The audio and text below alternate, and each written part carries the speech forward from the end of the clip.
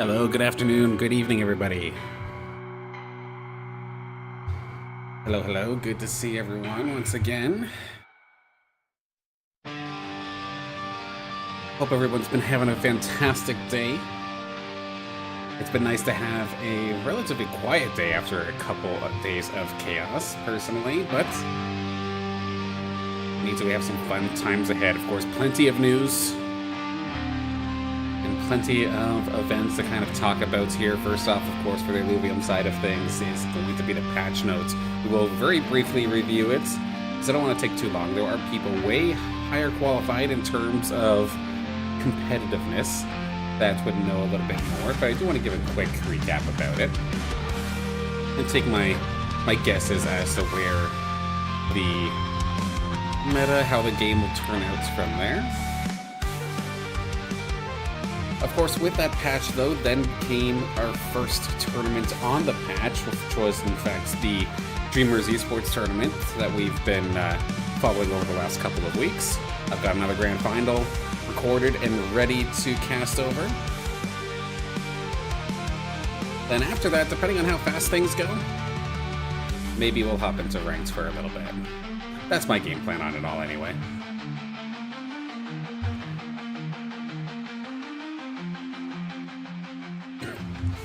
Couple things changed up on the stream. You may notice down to my bottom left, actually, I do have both chat windows for all platforms, so I've been having a little bit of a harder time keeping track of chats every once in a while.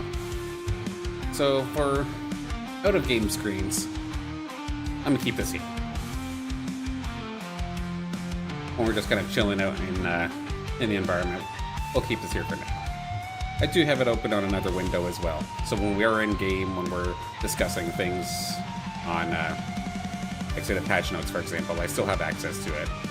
We'll continue to improve, to say the least. Of course, like being someone who's streamed for so long in other areas, other companies, other platforms, and whatnot, you think that associating with chat and talking with chat is something that I should be used to by now, but considering it was always with suit and tie esports who make you pretend that chat doesn't exist, except for a engagement tick, considering it's something that I want to be more prevalent on stream, it's still a learning process, but I'm very, very happy to keep trying new things.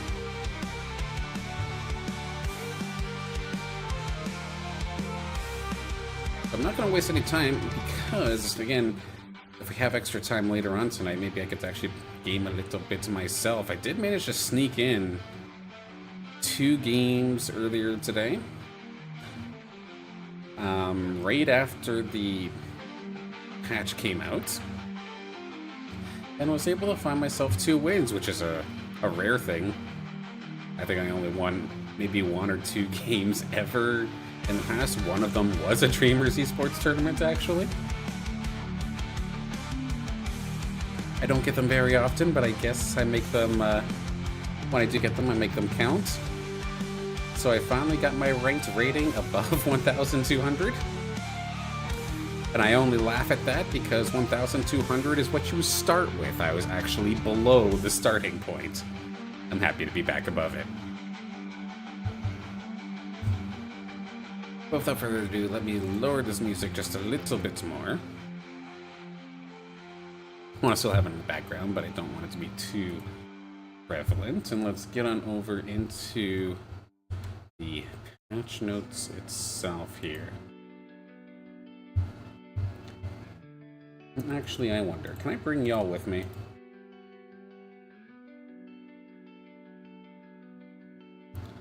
Will this transition easy? Let's see. Bear with me, experimenting live here. This might have worked, actually. Holy smokes, I'm breaking stuff. There we go. Whoops.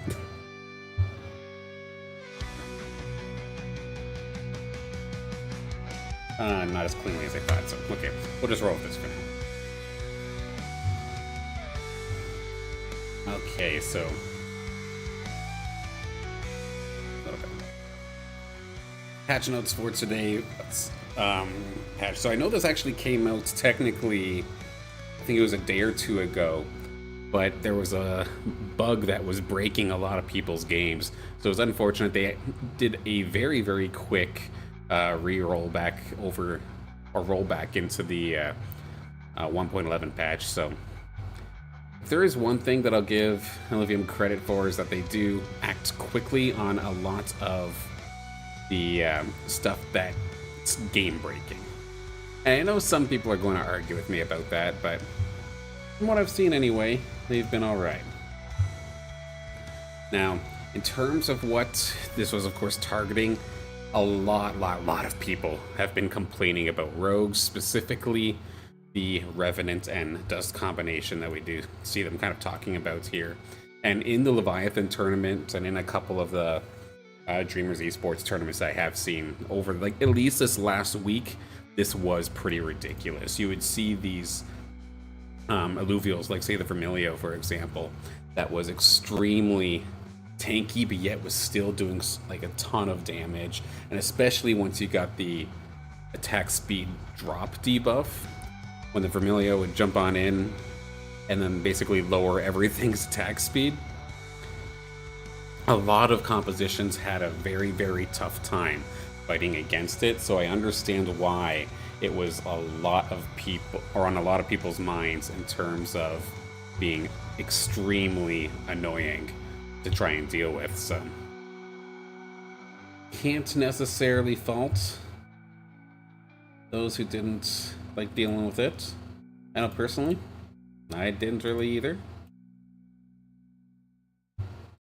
It was always frustrating.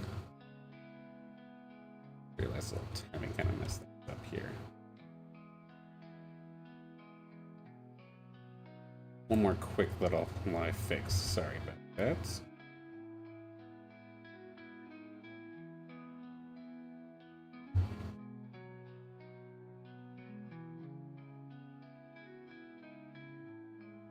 Break and stuff. But okay, let's hop back into it. I'll just use the display capture. Yeah, well, it's running like this, okay. But yeah, like I know even in the tournament today, there was the Polemios. Apologies if I'm spelling or pronouncing that wrong, but there was another Leviathan tournament that happened just this morning, actually. Right when I woke up, it started going, which I might talk about a little bit further after this, but there was a lot of, or at least a couple of people, very vocal against the players that were just spamming the Revenant combination. And I get it. It was definitely frustrating. These teams that are meant to be super, super tanky and like heal through everything, or sustain through fighting, or say like your magic, your scions, they could not do anything because they would just get popped over and over and over and over again, even if you didn't have the damn thing leveled up. So I'm very, very happy that they are targeting this and getting it tuned down to a level that should hopefully keep them still competitive, but not busted. And then the one thing that I will say is some people were complaining that it took so long for this to get nerfed. And my guy, are y'all new to esports? I have a hard time sympathizing because I come from a world where I was casting Overwatch during what they called the GOATS meta, where they strictly only played tanks and only played supports, no damage dealers. It was busted, and it took months to get one patch that didn't fix it. More months passed, they still didn't fix it, and it went on for almost a year, if I recall correctly, where they did patch after patch to try and fix it. They didn't fix it.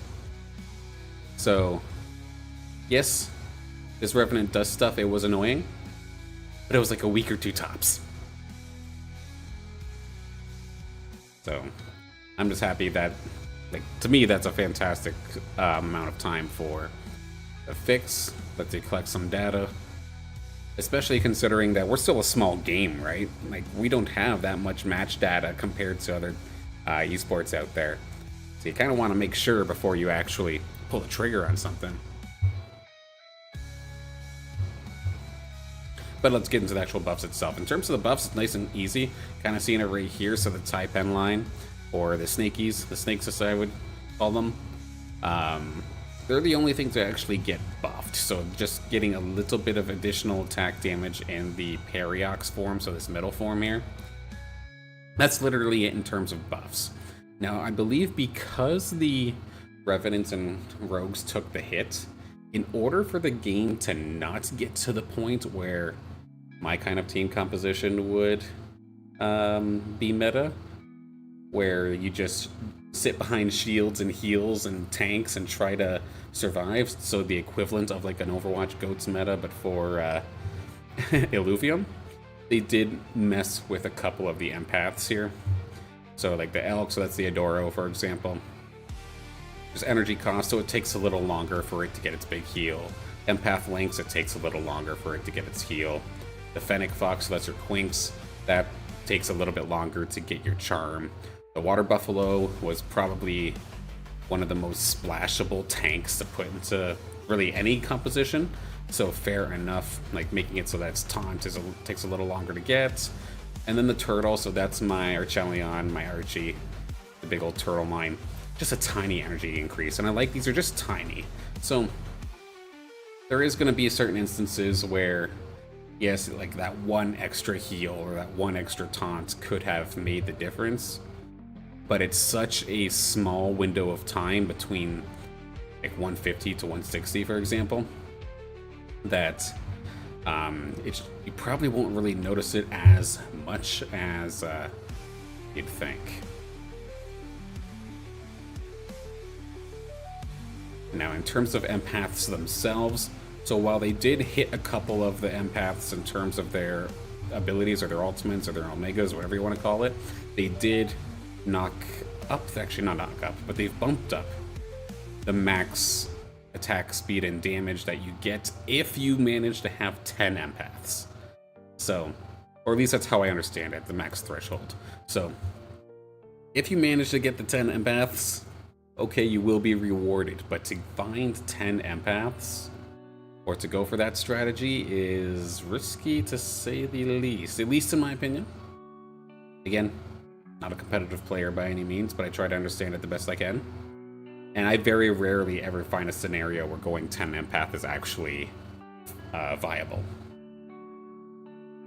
But if you do manage to do it, you shall be rewarded. Couple other buffs in terms of composites, which is kind of nice. The Predator, so I worried about this at first, but the Predator really, from what I understand, it was only really given to the tier 1 rogues. So that's your Chuko and the Gorilla, so the Rogue Monkey and the Rogue Bear. And those two, while personally I think the Gorilla, it was already fantastic, I know the Chuko felt rather underwhelming, to say the least. So hopefully this would be able to help it out a little bit of extra empowered attack damage at each level, it looks like here, especially that extra 20%. If you manage to get the third, so that's if you manage to get your either an imprint or get your ranger that also be a part of the Predator composite. Tempest, I just never see this, to be honest. So don't really have much to really say about it, but being able to raise your opponent's energy costs is always a fine ability, but there's very few characters that really run this. Toxic being permanent is kind of cool. I personally like to use Toxic, and being able to have maybe one fighter, in this instance would be the Scorpion. So like the Riptor, or the Rip Lance once it gets leveled up. For the Poison Ticks to now be permanent, and then the healing to go up a little bit. Kind of adds on for a little bit of individual sustain, so I don't necessarily need to have that Riptor pocketed, which is pretty cool. Bloom is something I need to try more of, but I just have not really had the opportunity. But additional max health looks like across the board, which is nice. The Shock Lightning, I was actually kind of surprised that this got buffed, because I thought that the Squeeze was rather strong already. But they're not talking about the Squeeze specifically, they're talking about just Shock in general, where the Lightning every couple seconds comes down. So fair enough. Little bit of extra damage, looks like pretty much 25 at the early levels, but keeping the max damage the same. And then Tsunami always felt kind of underwhelming. I believe as of this moment, it's just the Axodon and the Geyser that can naturally learn Tsunami. And the Geyser's not moving anywhere. It doesn't care. It's just all up onto the Axodon. And most people, unless you do get that final stage, you do get that Axodon, you probably have traded out your Axon, the middle form there, before getting to that point where you get Tsunami. Okay. In terms of the nerfs of the classes here, so to avoid, again, probably running into a meta where we run into a brick wall, Colossuses are going to lose a little bit of their max HP, fair enough. Behemoth's losing damage is at least going to make it so that the Polar Bear doesn't run away with the meta. Revenant, this is the big one, I believe, here. Even though it doesn't really necessarily feel that big, but overall, a good change. Because they would also get damage empowerment and shield, or shield gain reduction, which is where we see these tweaks here, especially for the additional damage, it looks like, from a third. Like level 2, like having 2 Revenants, no big deal. Having 3, okay, you took a little hit. Having 4, okay, you take a much bigger hit now. And then that attack speed buff, or not buff, but the reduction that you could throw on the other team, lowering it rather considerably by 10%. Hopefully that helps keep Revenants in check. I do not want to see them go away. I do think that the playstyle itself is cool. I just hate having my team get popped immediately and then not being able to fight back. And I think this will be a nice middle ground of sorts. We'll see, though. I'm sure there's plenty of people that are willing to argue otherwise. The Frost Shield, I think, again, this is just to make sure that the Polar Bear doesn't go too crazy. And then the Omega Power on crits for the Phantoms, because again, with the Rogues specifically, while I know the Ramp fight, or the Ramphy line, hasn't necessarily have been a problem because it's not a Revenant or anything like that, but this thing has been destroying lately as a part of these Rogue teams. So maybe just reducing its Omega Power on crit a little bit can maybe help. This also goes towards the Monarch, but to be honest, we don't really see much Monarch, so it is what it is. The Emberling Rod, I always felt like this thing was useless, even though I love it, so I'm happy to see it gets a damage buff. The Tempest Lance was one of the ones I would actually always go for. This is the air bulwark weapon, if I recall correctly. And it's getting a little bit of extra shield, which is nice. Earthgrass Scepter, I actually can't even remember what it looks like, but hey, it's getting a little bit of a buff, so fair enough. The Quake Maulers, of course, this is the one that the Rogues would run, and this is where they're going to kind of, not neuter it, but do a ton of attack speed reduction, but trading it off with some more attack damage at least. So, like, kind of a sideways move, but it's right here where it gets the bonus attack speed. That is going to fall a little bit, so it's keeping it more in check, but should hopefully still be usable. Other words, staff's shields going down, energy going up. Okay, I can't even remember, to be honest, what the staff actually is in this instance. Shadow Mail. Attack damage reduced. Roots reduced. Yeah. Don't have enough experience to really get a good breakdown as to how that would affect things. This I used a ton, though. I liked using the Ripple Flail personally. It kind of made your Ranger feel like a DPS, even though like it would do a ton of damage, especially when you started getting the additional add-ons to your weapon afterwards, where you would get the area of effect around you. So your empowered hits would do, I think it was like 200 damage or something to anything close to you. That was really cool. But they're going to take a small hit to that again, just to probably make sure that the tank style doesn't run away with the game, just by lowering the damage ever so slightly here. So fair enough. That is a-okay. I'm sure it'll still be fine. Because I keep mentioning like they don't want the tanks and the healers and the shielders, like the supports, to run away with the game. Because as much as the Revenant stuff was annoying, at least it was kind of exciting. Because like you can still position yourself around as the rogue player, or the person going up against the rogue revenants, and you can try and make little traps and try to fight back, and there's been people that have been able to beat the composition. It's not like it was a for sure I pick rogue revenant and then I win game. Like, you probably do pretty decently, but like I never won games with rogue revenant, for example. Like it's not just like brain dead. However, if healing bunker compositions with tanks become the meta and the go-to where everybody has to do this, I feel like a lot of people will be taking a break from the game. Because at that point, a bunker composition, they just find themselves in a corner.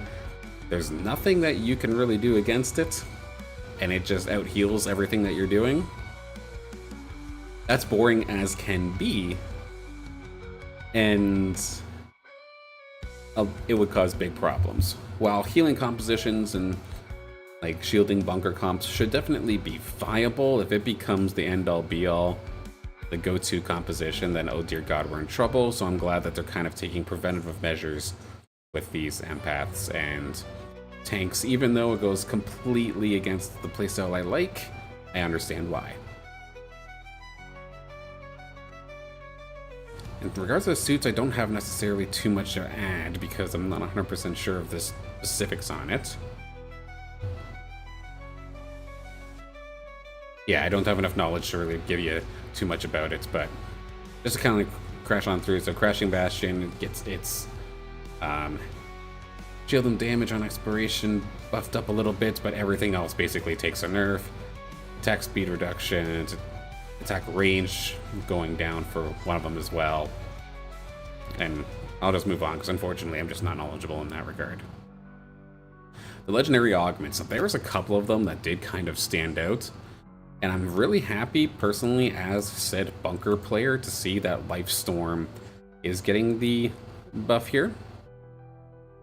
And it's not into, I believe, its health output, because basically what the ability or the augment would do is if you put it on an alluvial that's, say, like in the center of your team, so let's say my Archelian, my big turtle.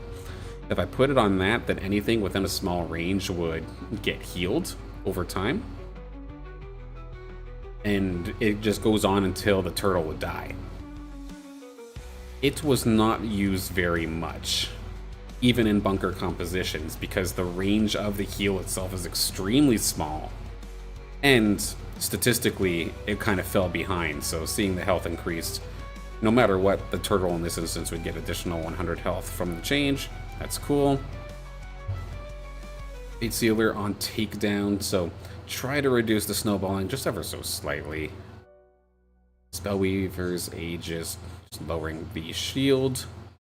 And the Omega Power on shield expiration, just ever so slightly as well. And a little bit of a health adjustment here to the Ion Shroud. This is the one song I do not like, so let's knock that one out of here. There.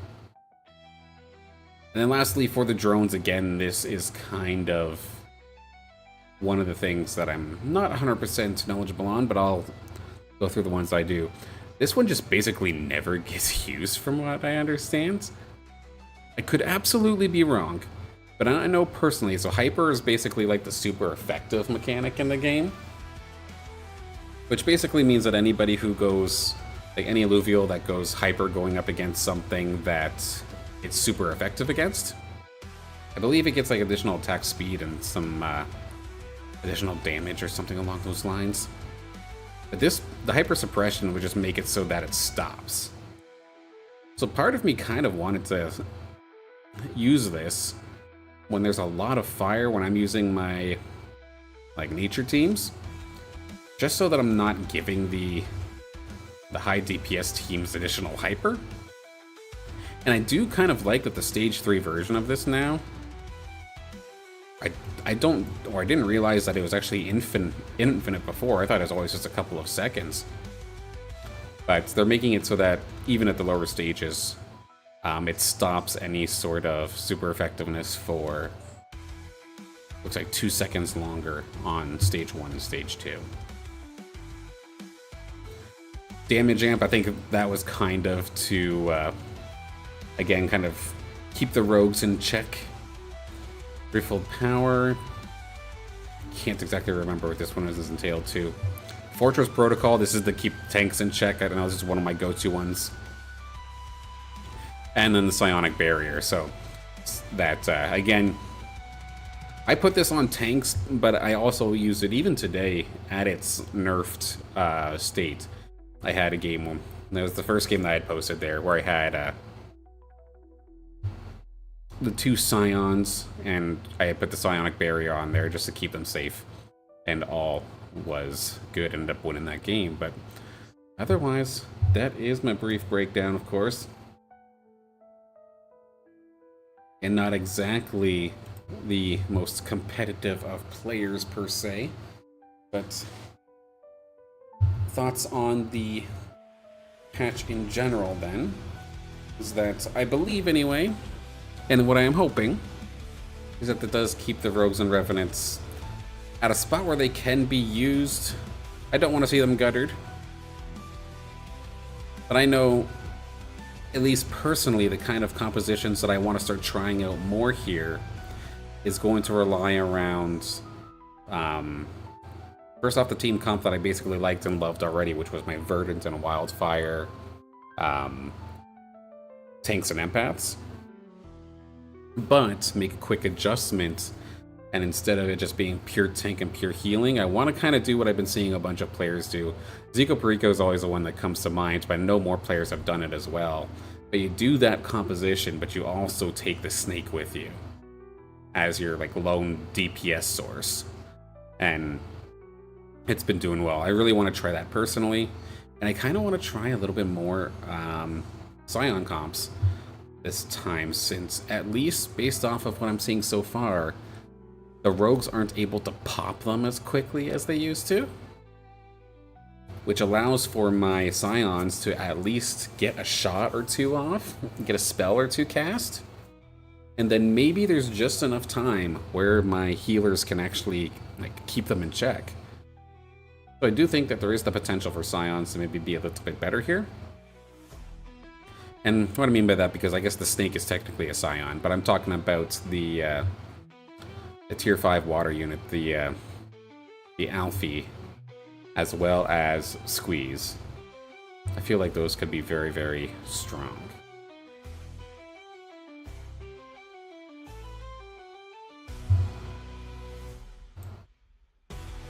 Okay.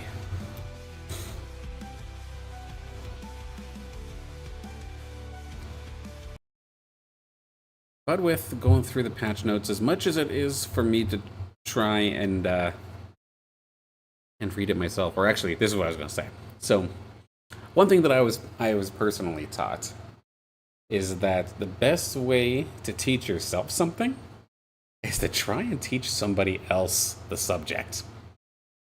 So while I'm going through the patch notes, as much as it is for me to give my opinions and vent on things, it's also for me to actually kind of study and read the patch notes in a little bit more detail than I normally would myself. So mutual benefit. But the music is down. That means it is time to do a little bit of casting.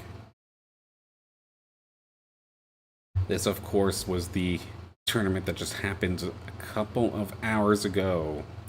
Dreamers Esports.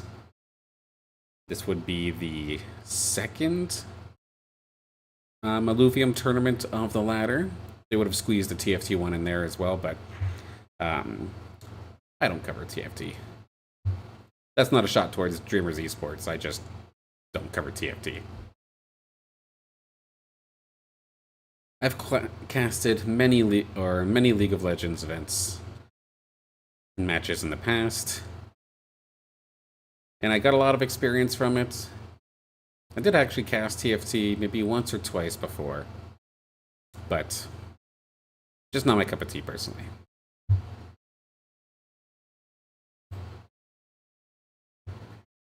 And without further ado, let's hop into it. So this here, that was kind of loud in my ear. Hang on a second here.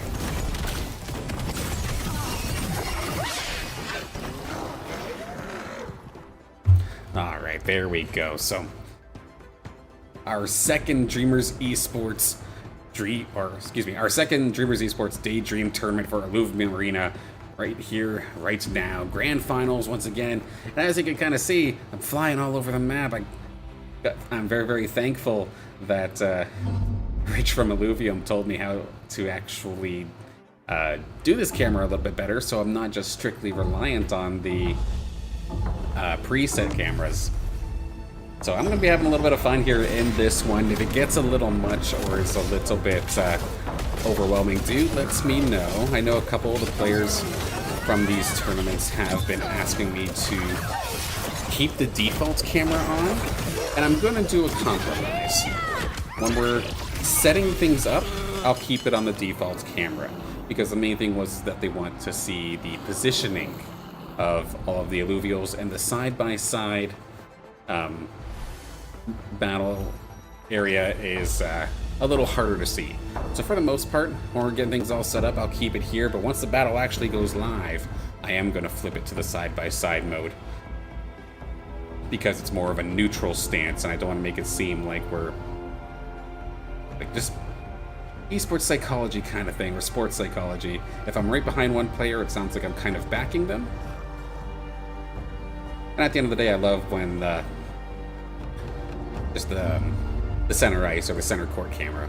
That's kind of how I see it in my mind. So I'm going to do a little bit of a compromise with the players and see how it goes here, as we of course have ourselves another match here.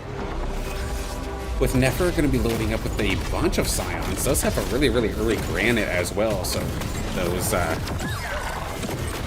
TNT as well as the Ranger is going to be invulnerable for at least a little bit here. It does have the Empath links for some additional healing as well, but again, with that Empath in particular, or with that links in particular, it relies on missing health, so now is its chance to really top things off, but could not stay very long. This shot from the TNT might do it. Had that gone off, that might have actually took it out, but not going to be able to do so. Of course, I haven't actually even introduced our players here so far in this grand final here for this Daydream tournament. We've got Squawk, Winnie, Nefer, I'm a Fishy, Naraba, Detective Alane, Fury, and Seiko Perico.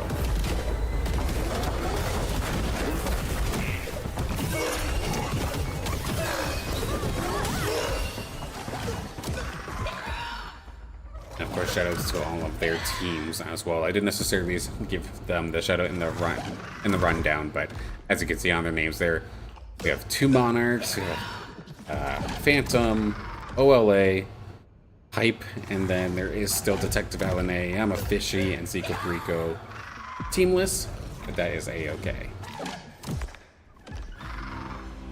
Looks like they're hopping into the draft deck. Yeah, sure enough, so can't hop in there just yet. So I'm gonna quickly take a look around while I can at some of the arenas and all of the alluvials that they have kind of posted up here.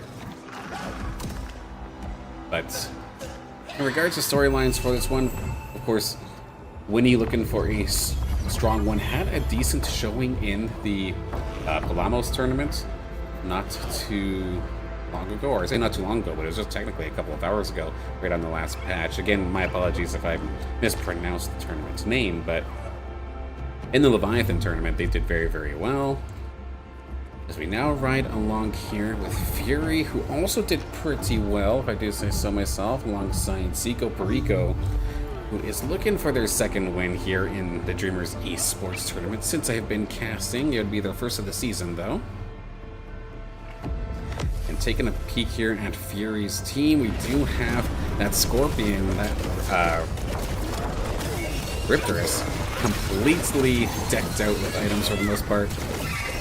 And it is going to be putting in the work. Each of those abilities, each of those Omegas just doing a ton of damage. Those stabs mean business. Just a matter of dealing with the weights. Sure enough, going to fall nice and quickly here.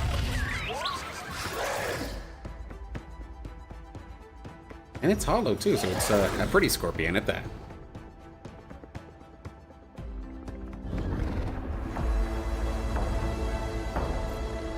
I believe it's the second time I've seen I'm a Fishy in this tournament. Good to see them. Detective Alan A has been pretty much a mainstay alongside a lot of these players here. I see Squawk all the time. I see Nefer all the time. Naraba I see all the time. Speaking of Nefer, looks like we're going to hop along with them one more time here. Going up against Winnie Monarch.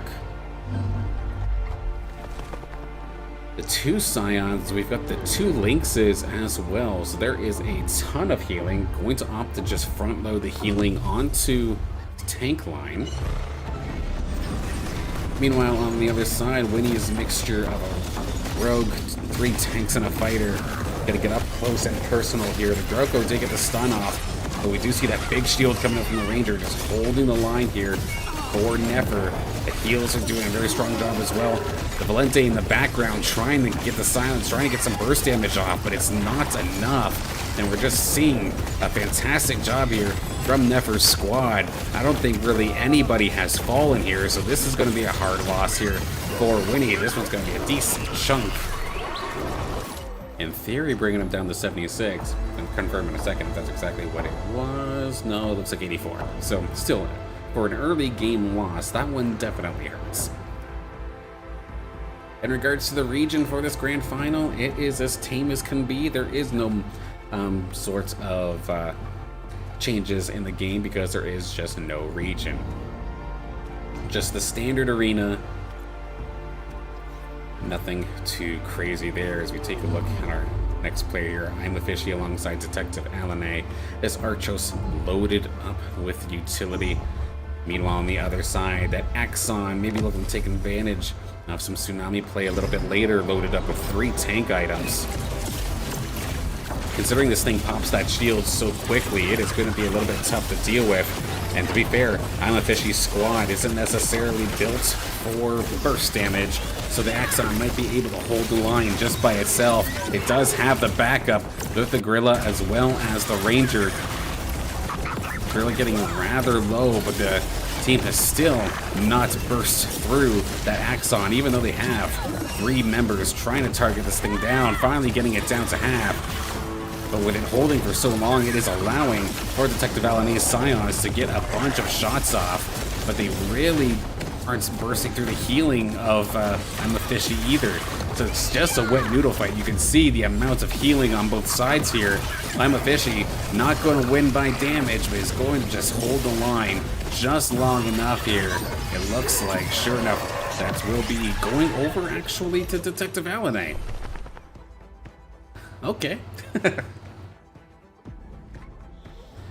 Sometimes some of those rounds when it comes into overtime, the overtime DPS, the pulses, throws me off because I'm trying to look at the bars, trying to predict who's going to fall first, and sometimes I just don't get it right. I thought I'm a Fishy had that. Basically, 4,000 damage was healed, but it still wasn't enough, it looks like here, so that was kind of crazy. But we're gonna see I'm a Fishy once again, but this time up against a fellow Monarch. That is going to be Squawk. Got that granite's right around the corner, but couldn't quite get it just yet. Rogues, Predators, Bulwarks alongside, of course, the Bulwark, the Empaths, and the Aegis. Diving on through, right on top of the healers. The tanks on the side of I'm a Fishy are there, ready to catch. The Sloth's going to end up falling here in this instance, though, but the Rogues are falling just that much quicker. Might have lost the Cling, but might not lose the rest of them. The Bear is going to end up falling. The Ranger is going to be short to fall as well. Just a matter of dealing with the Tiru Cub, and that will be hurts here. I'm a Fishy, after getting kind of robbed in that last one, going to take this round here against Squawk.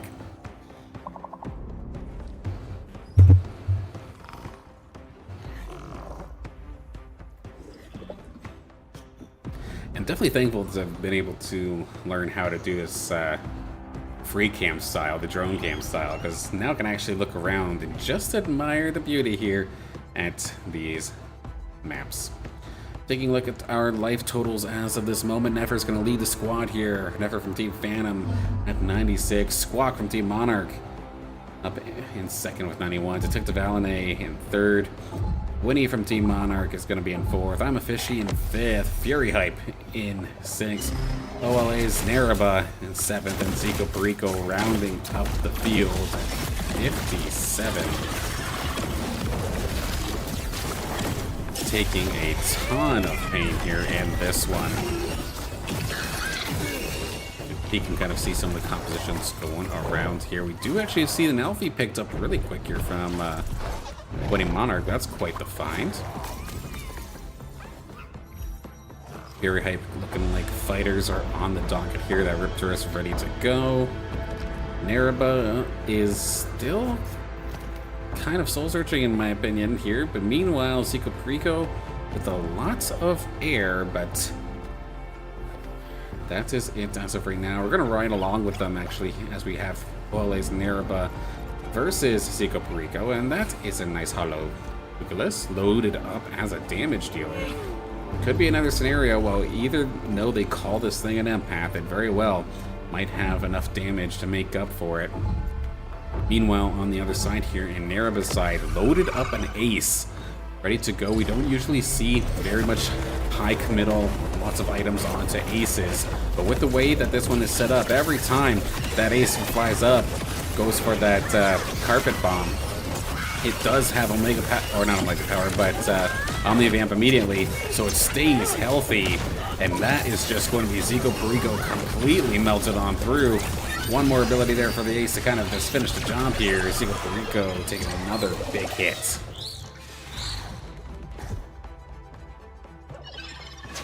Rampy early in this one here for Naraba is going to be pretty nasty as well. It does have that item there, the yellow looking orb thing.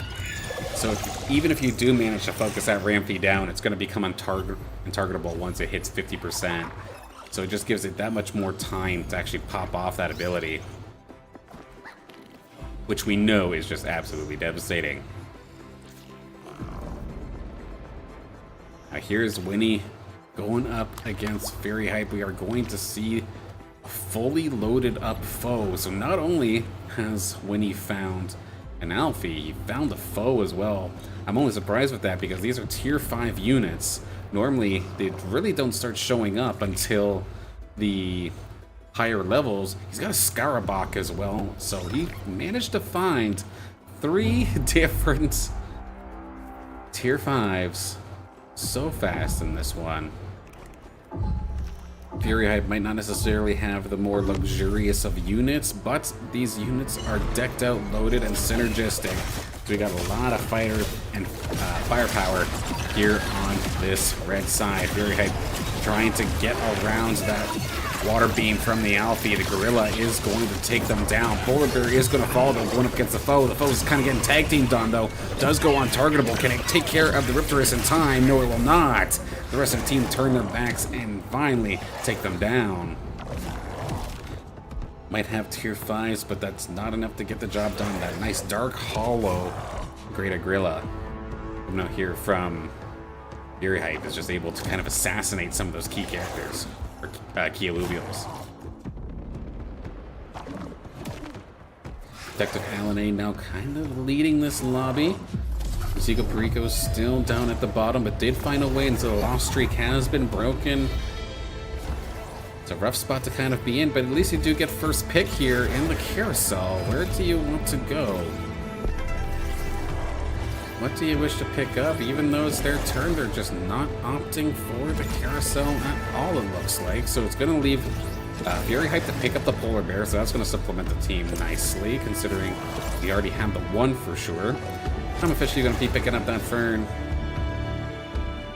And yeah, Zico Perico's just not going to pick one up at all, it looks like. So just going to end up getting one randomly distributed to them.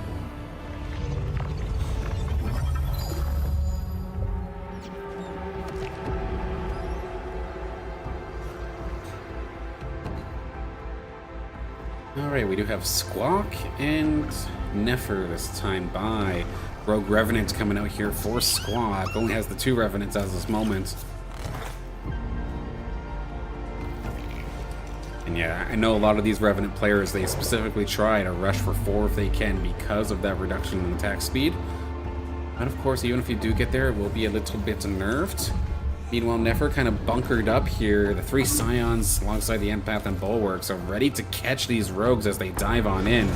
The Pyre is loaded up in the background, but does this squad from Nefer have enough sustain and have enough damage to get past this squad of rogues? So far, that TNT's blast actually took down 2. Right on top of the Ampon as well, so big damage amp coming across the entire team. That links it with stage 3, but could not survive. As all of this is happening, this Penguin up in the north has just been able to go nuts. Floss on them, why don't you? You're loaded up with items, and you just absolutely helped shred through that squad. Beautiful yellow, or the beautiful yellow, the beautiful hollow Penguin coming up here from Squeak. Oh, Never's got some pretty nice alluvials for themselves as well. I think that was a Dark Hollow TNT. That's a nice find.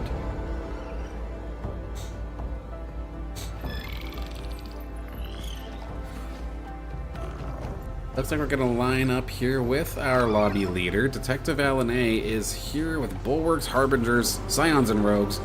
Decent mixture all around. Meanwhile, we have a couple of Rogues, Scions, and Empaths on the other side here for Neraba, as we see that fully loaded Rampy with the untargetable item as well, plus some Omni Vamp, so every time it fires off that ability, it's going to heal itself up a ton.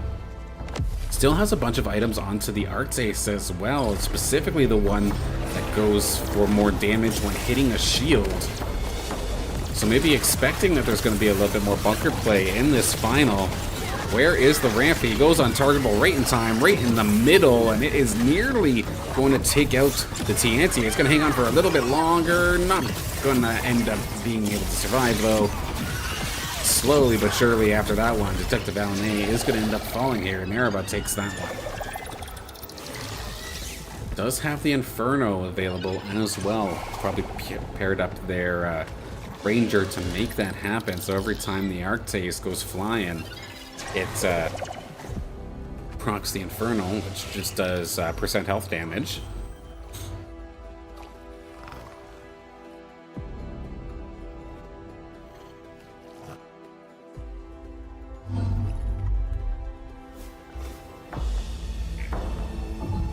And as we sit here and stare off into space, literally, let's take a look at our health bars and our current standings right now. Squawk is now going to lead this one. Short to follow will be Detective Alan A, and I'm a Fishy. Ole Neraba in the middle, alongside Nefer, then Winnie Monarch, Fury Hype, and Zico Perico.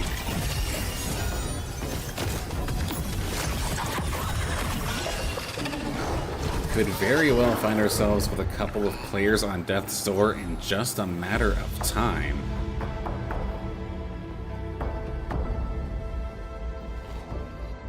But I see what Zico Perico's going for, and I'm curious if it'll end up working. They went extremely fast to get 3 shock, which is rather hard to come by for the most part, but making it work there.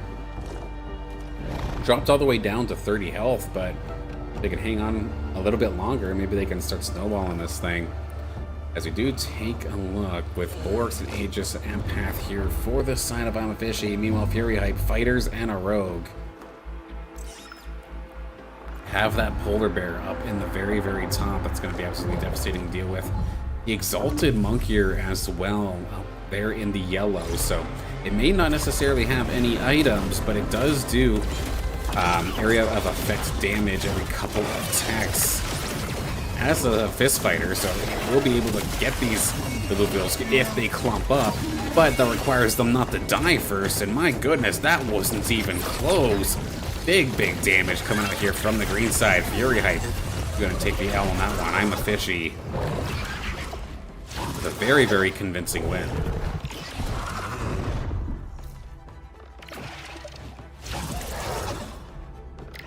And kind of like what I was talking about, and this is after the patch too, so the ranger there for I'm a Fishy did have that ripple flail.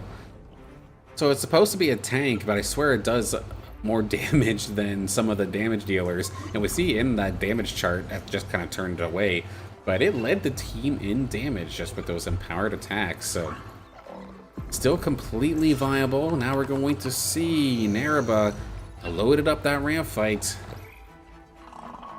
with a couple of extra rogues as well as some scions. So not committing to full rogue by any means.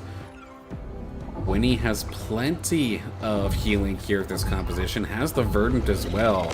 So you'll see a green puddle form on the ground at some point here when the Ranger or the Twine or the Archelion end up getting to about half health, dealing damage to enemies as well as healing allies. But you have to actually not get bursted down right now, as it's going to be the Verdant Pact for all members. Twine is going to end up falling.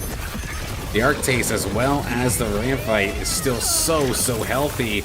All of this damage reliance onto the foe, and it is not going to come into fruition here for Winnie. They might have had the healing, but the team was just so split up they really couldn't capitalize on it. The damage from this infernal squad coming in clutch, and we are seeing, even for at least personally one of the first times, the Arctase actually leading the charge in damage on the team. So I've been giving the Moth line a little bit of a hard time, but these players know something I don't, apparently. Which is not a hard feat, they absolutely do. Fury Hype here possibly eliminated if they do end up losing this one, or they will be eliminated rather if they lose this one. They do have the Exalted Gorilla now, but now they're going up against the Ramfites as well as the Pariox here on the side of Detective Alané. Exalted Gorilla looking to dive on through. Can it get direct access to the Pariox? It does. How much can it chunk it before going through? It dodges the stun, actually. Beautifully done, getting that taunt off right in time. It's going to have free reign on that backline, opting to go over to that TNT nice and quickly. Here comes the ult coming out from the Rampfight as well. And unfortunately here for Fury Hype, the Gorilla did actually jump right into the ult from the Rampfight one more time to the skies, but there's just enough here to get the job done. The Gorilla will live, Fury Hype will live. 4 HP in a dream.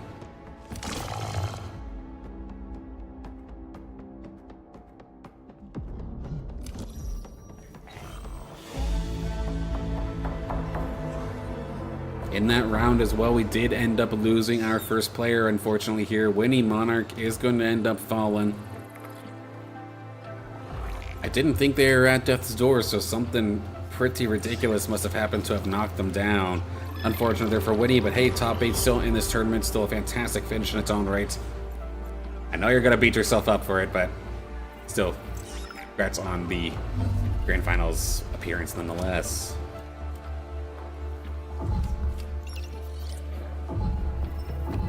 Fury Hype going to try this again here. The 5 fighters with the Berserker alongside green side here.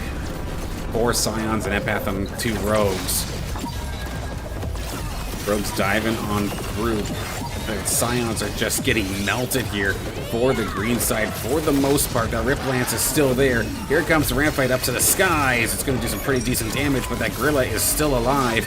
Can it find a couple killing blows here? You just have to deal with that Arc Taste now as the ramp fight does fall. And there's the shank that we were looking for. Rip Lance gonna finish the job, and still alive here is gonna be Fury Hype with 4 HP. That was a close one, but they get the job done, and now as we go through our health bars, this tournament looks a little bit different now. I'm a Fishy leading the lobby here alongside Ole Neraba, Nefer, Squawk, Zico Perico, Detective Alan A taking a tumble since the last time we were at the carousel here. And Fury Hype hanging on by a thread, 1-2 in a row. Can they keep this going?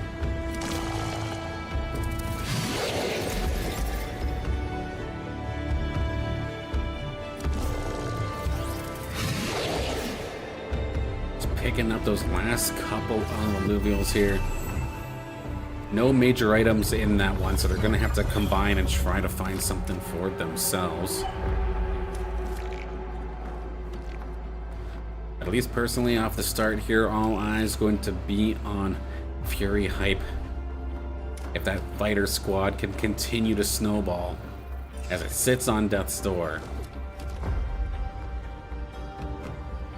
Does have the Pyre now as well, so as all of these fighters are diving on through, maybe looking to have maybe one character, one alluvial in the background, still just shooting from afar.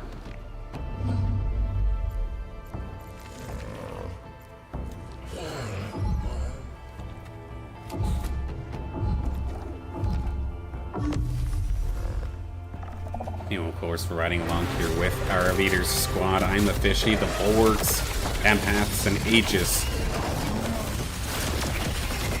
Never really had the opportunity to explain what Aegis does, but basically it would end up being the Ranger and the Turtle. So the closest allies to the Ranger and the Turtle, so closest one ally rather. So 2 other alluvials total. Get a portion of their attack speed, attack damage, and defenses, if I recall correctly. So, pair up an Aegis next to another damage dealer or next to another tank or something and just help share your stats alongside that alluvial. Kind of give them a little bit of a super powered buff here as we again ride along here with Fury Hype hanging on, trying to make him number 3. As we do see them going on up and loading on up this Rip Lance actually with that with the Jagged, so it gets a little bit of extra range now too alongside its attack speed. It doesn't necessarily have to be point blank, but I mean it's getting dove on top of immediately. Fury Hype's entire tournament I think relies on how long can this Rip Lance hang in there. It got focused pretty hard off the start. There is some reinforcements here. The Gorilla is right here alongside it. The Pyre hanging on as well, but the Rip Lance is finally going to go down. What about the Pyre though? It's a one-on-one Pyre versus the Penguin, and I mean we've seen how much damage this dang Penguin can do, and without a doubt that will be the killing blow here. Fury Hype hung on in there, but could not quite get past 7th. Will end up falling here in this tournament. There's an alluvial. We don't see a whole heck of a lot of the Seer, that fiery tank that spins around in the middle of the field. Tier 4. Never really get to see the Tier 3 version of it, so pretty crazy that one of them do. As we also see here, going up against Squawk is going to be LA's Neraba. Has that Monarch, has the natural Inferno combo coming on through here with that Ranger. And has it loaded up, so it's just going to get more and more damage depending on how many shields are out there. But it's up against a squad of pretty high damage. Lots of rogues here in this one. But of course now the Monarch does get the jump across the field. As it then does its carpet bomb across a ton of the green team actually here. Right on top of the Ranger as well. Gonna try and focus it down as quick as possible. And alongside the ramp fight goes up to the skies and it's gonna take some down. The ramp fight's still completely healthy alongside the support from the Gazatep and the Monarch. The stage 3 Fennec Fox as well kind of crazy. And that puts Squawk now onto Death's Door, as Squawk is sitting with 3 HP. Never mind, that's a visual bug there on the side. Again, take a look at the bar, not the drone. This now puts Detective Alan at Death's Door here. Squawk still has 20, which, I mean, this late in the game, if you get absolutely dumpstered, maybe that would be Death's Door. But if you trade like relatively evenly at all, in theory, it should be okay. Detective Alan on 2, so the pressure is on. 5 Bulwark, a Harbinger, 2 Harbingers, 2 Scions, 2 Fighters. Very, very balanced across the board as to where your threats are. Meanwhile, again, with Squawk, you have the Rogues, you have the Polar Bear for a little bit of extra damage as well. But it is all reliance here on that stage 3 dash, the Umbre. Loaded up Doggo there, going directly up against the Goliath, and we've seen sometimes how hard this thing can be to take down. And right now, it's keeping it in place. The Rampite's been distracted, though, on the red side, going right up to the top, and it does not hit the Penguin. So Umbre hanging on, but it's going up against that Seer. Spin the Wind on the right-hand side is going to take care of the Umbre, which means it's all up to the Penguin to get the job done, and it is enough to get the job done. Just enough time saved, and that will be Detective Alan on their way out here in 6th place. The Granite style with a little bit of fire. Bulwark, Harbinger, and Scion opted for the Seer as well. Was pretty close to making it work, but just ended up getting taken down, as well as I'm a Fishy looks like just got taken out. So we are here in our top 4. Zico Perico has been on a tear since that's maybe like 8 rounds or so. They've been at 31 health for as long as I could remember. They are now leading this lobby with Nefer short to follow with 23, Squawk with 20, and Nereba with 17. And our 3rd and 4th place players are currently battling it out here. Nereba, if it is a bad loss, could probably go down. Maybe same thing here with Squawk, so I don't want to call anybody safe. We do see Nereba trying to reposition some of these Scions to be more so in the midfield so that the Rogues dive behind them. But where does the value come through? Here comes the Monarch, goes across pretty much the entire team of Rogues, and they're all so squishy. That is a dominating battle here for Nereba, and that is actually going to be the killing blow. Squawk had 20 health, and that was exactly enough to take them down. Meanwhile, Zico Perico and Nefer battling it out here for Shock here for Zico Perico. Using a bunch of Alluvials in a fashion that we do not normally see.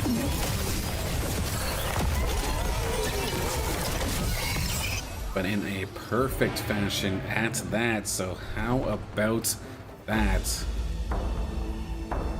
Here's one of our squads, of course, Nefer's squad. The Empath Bulwarks has the Mystic as well. With Harbingers and Scions, plenty of different synergies coming on through here.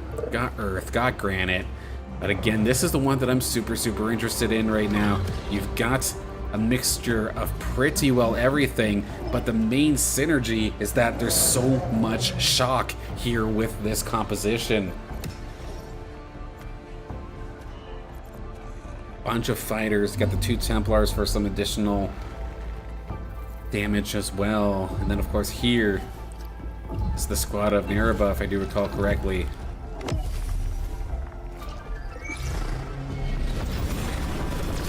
Scion base with a lot more emphasis here on the Monarch as well. With 3 of the same items just purely going after shields. So every time this Monarch hits a shield, it gets such a ridiculous damage buff. I mean, I tell you what, if you're expecting bunker compositions, it's a perfect build. If you're expecting Revenants, it's the perfect build on that Monarch.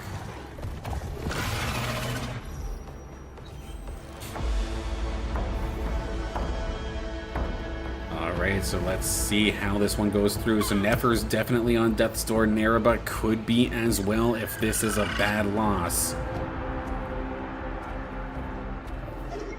Nefer going up against the the ghost of Nereba, so we're going to hop along with the one where it's the two players specifically battling it out here. Zico Perico, I mean, in theory, you dominate this one, and Nefer ends up losing. That is the grand finals right here, right now. This heavy shock style coming out here from Zico Perico. Let's see how it goes. The tier 3 polar bear, the Jotun in the background does well here, catching all of these rogues. It's not necessarily doing a ton of damage to them, but it's not necessarily getting chucked down too badly itself until that ramp fight comes on through. And right now, Nereba not looking too bad, but the Kukaraf, it just does not die. Every time it fires off that stun, it gives itself a shield, thanks to the way up things itemized. And Nereba takes the snowball to the face. Is that enough to eliminate? Yes, it is. Nereba going to fall in 3rd place. But what about Nefer? Did Nefer beat Nereba's ghost? Yes, they did. So, your finalists here, your top 2, Zico Perico and Nefer.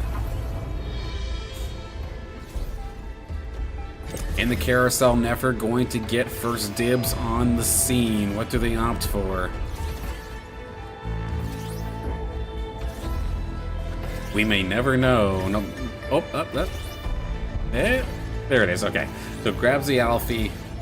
Even though they may have not necessarily been using Alfies, just grabbing the tier 5, getting the additional air synergy as well. Maybe even just taking that away from Zico Perico to not add an additional air unit to the squad.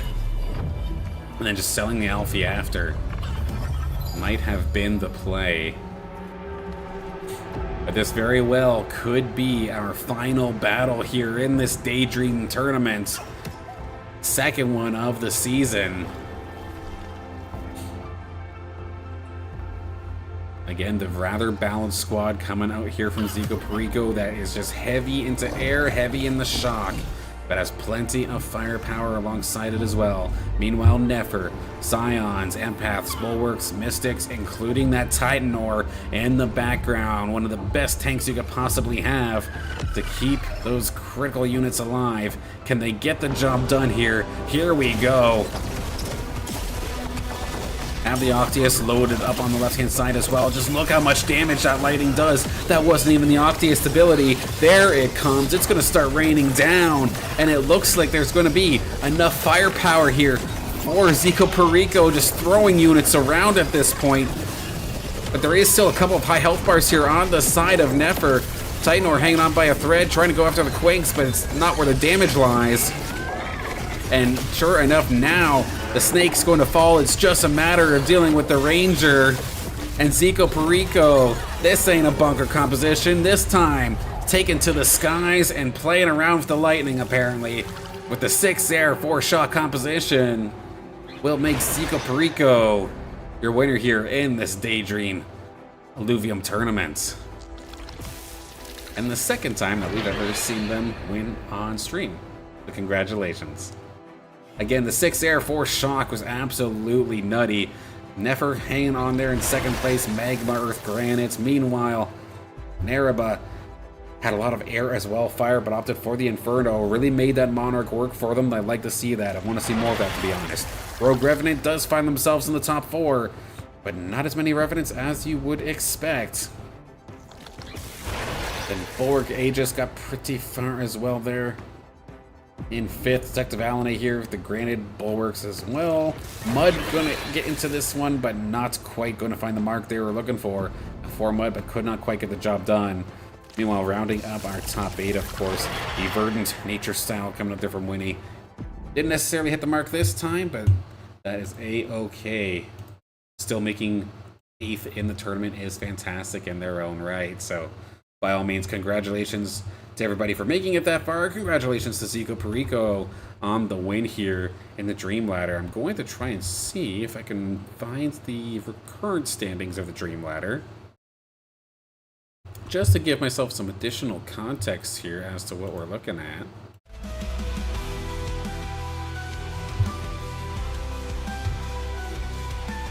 I know I have it saved somewhere. Just bear with me a moment. After this, of course, it is still just 9:40 mine time, so we still have a little bit of time. I'm going to try and compete myself here in a couple of ranked games, so by all means, backseat the heck out of me if you want. I was going to call myself garbage, but here's the thing. I think I've just been so used to getting wrecked because of all the... Again, we're a small community here in Illuvium so far, right? So every time I queue up for ranked play, I'm finding at least 2, 3, or 4, if not more, like top 50 players that are in my lobby. And I try to keep saying to myself that, okay, once this game gets more people and I'm actually playing people with the current rating that I'm at, in theory, I should be strong against them, right? And I think so far that has been coming into fruition.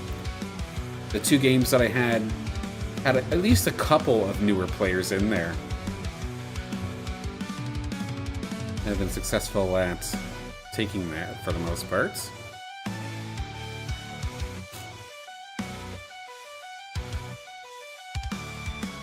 Okay, I do have the Dream Ladder here. I'm going to take a peek at it real fast.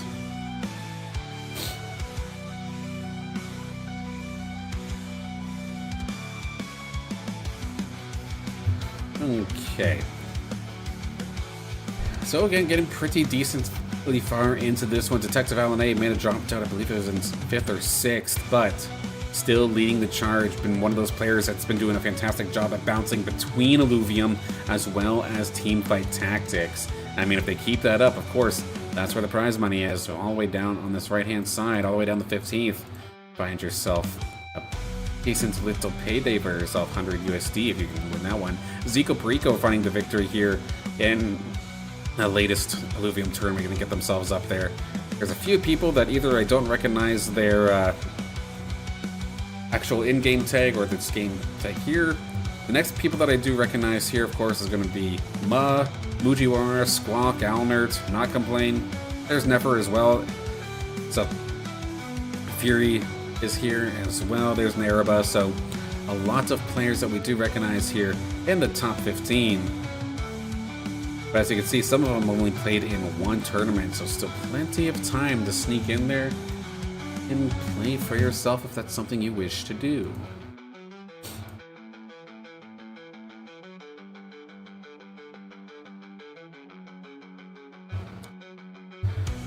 Let's see, I'm going to close a couple of programs and get this game booted on up here.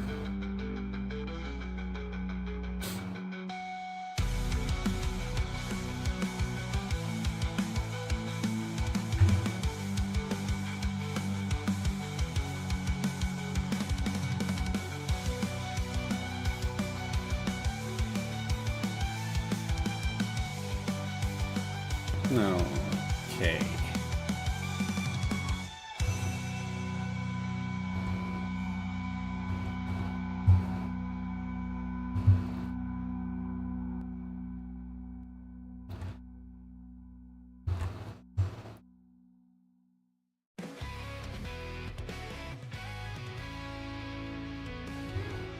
Alright, we're just loading in now. Based off of the current time, I can maybe squeak 2 if I'm lucky. Or actually, I don't know how to necessarily say it, because if I'm only squeaking in 1, it means I'm probably making it to the end, right? So at that point, am I lucky, or am I lucky for squeaking in 2?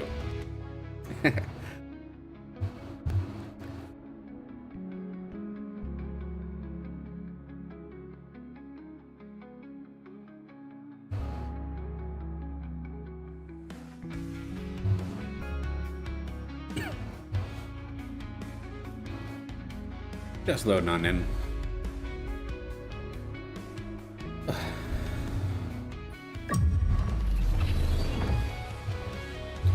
I got to change my setting from recording audio levels.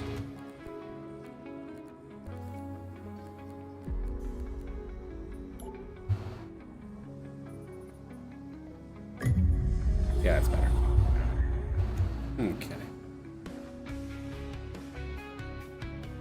One thing that I was pleasantly surprised about, I did not realize from my time competing in the arena the ranked modes from over like a year and a half ago. I did not realize that I actually had a bunch of fuel, so a bunch of the in-game currency sitting there for me.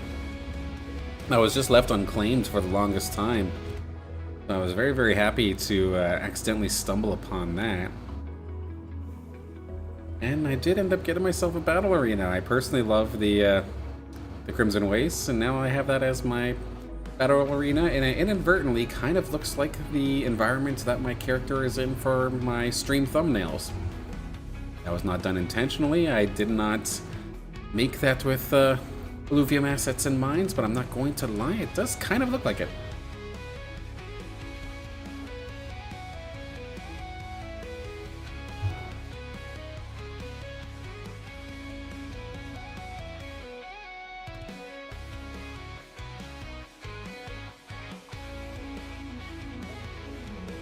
Of course, big thank you to everybody and anybody for tuning on in here tonight.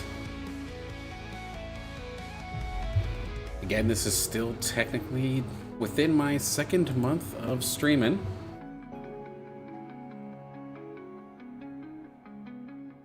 Been enjoying it, going live every Tuesday and Friday. With more opportunities in the horizon, it looks like plenty of cool things coming up. Like, again, I know with the Illuvium Pro League, that is something that I do want to be a part of.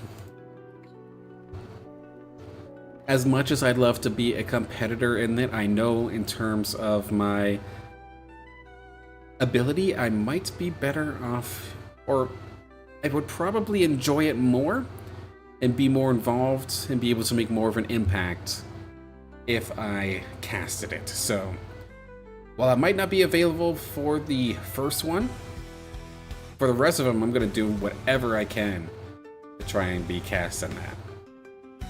Because that is an absolutely insane thing going on. Of course, massive prize pool given out for this Illuvium Pro League, and then also just announced as well, which was wholesome as heck to see, but Aaron, so one of the co-founders of Illuvium, so rather than this prize pool coming out directly from the Illuvium runway budget, Aaron is going to fund this thing himself with his own ILV, so, or put a ton of his ILV coins online to the point where a majority of it, it sounds like, has been covered.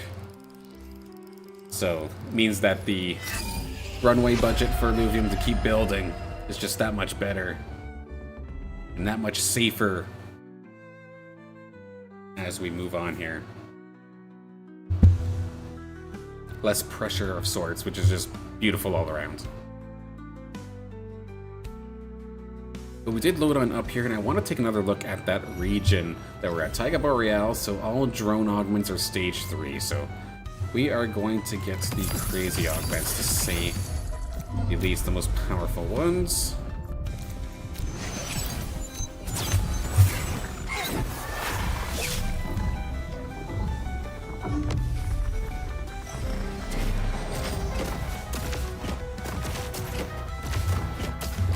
Definitely not worried about these early rounds. Of course, these are still just NPCs. Just a matter of grabbing my items.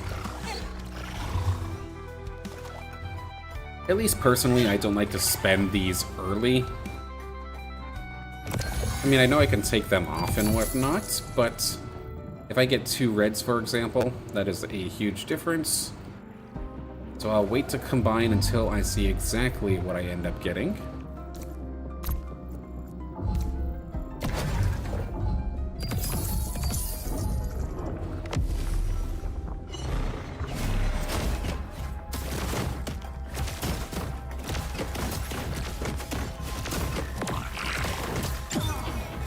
And then I don't want to count my chickens before they hatch. However, I am seeing a lot of new faces here.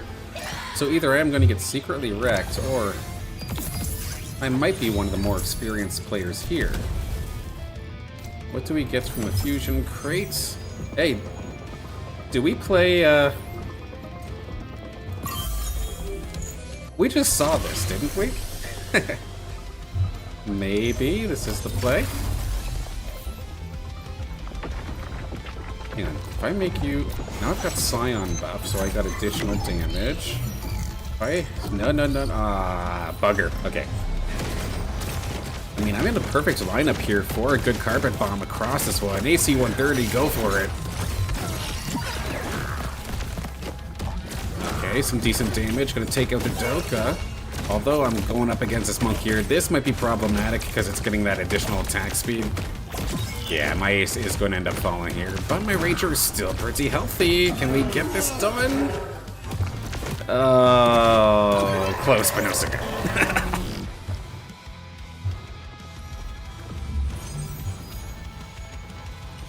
Okay, what do I want? We just... Let's torch this thing, I suppose. I wonder. Wonder. Let's get that 4th alluvial. Let's see. 3 bulwarks for tankiness. Get this guy. Something like that. Move you over. If I subbed you out... Now I've got 3 fires. I got a bunch of additional damage here. The Rhoda diving in onto my ace is actually just going to let it launch up quicker, so this isn't bad. It's going to fly before the Fleesh gets to go, so the Fleesh isn't going to target my ace. Up until now, it's probably going to finally go down, but it should at least take 1 or 2 things with it. Yeah, the rest of the team's here to follow up now. It's just a matter of dealing with that Rota. Dives on through. It is going to take out my Ranger. And we have enough firepower to get this one done. There we go. I'm gonna steal that Grilla just so somebody else doesn't get it. Now here's where the stage 3 augments come on through.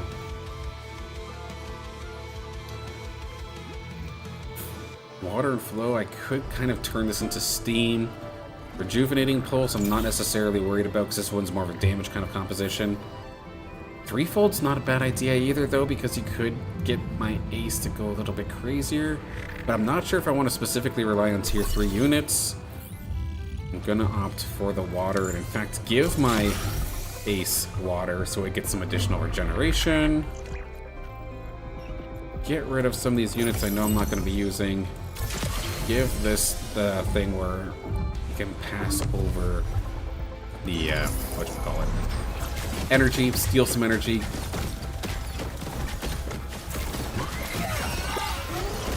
I again want to take that Gorilla so nobody else can get it. It's not going to let me sell the right unit, so there we go. Leaving this on the bench is a mistake, though. I should absolutely have this out on somebody. In fact, I should probably have this out on my ace right now. Good little carpet bomb almost takes 2 out, but I'm going to take the hit with this one. Deservedly so. A little bit of a misplay on my end.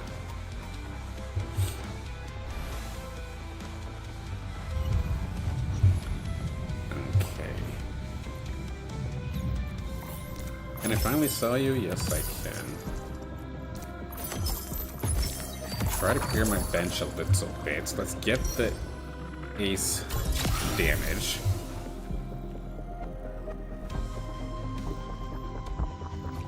And take a look exactly what they're doing. So, rogues are going to dive on through. If anything, it should just encourage my ace to go a little bit quicker, and that is fine by me. So I don't think the Valente is going to get the silence before I get my ability. So my ace should be able to evacuate in time. Let's see if I time this properly. In fact, the Valente is not even going to go, so there we go. I just get to get my carpet bomb nice and quick. If we can get that Roko down, there we go. So that mitigation over time is going to go away. Can I get one more carpet bomb here? This is going to be close. My front line's having a little bit of a hard time keeping up. I am going to get up there. Does the fire reach it? It does, but it's my poor little guy. A poor little Atlas up against 2. That's not gonna happen.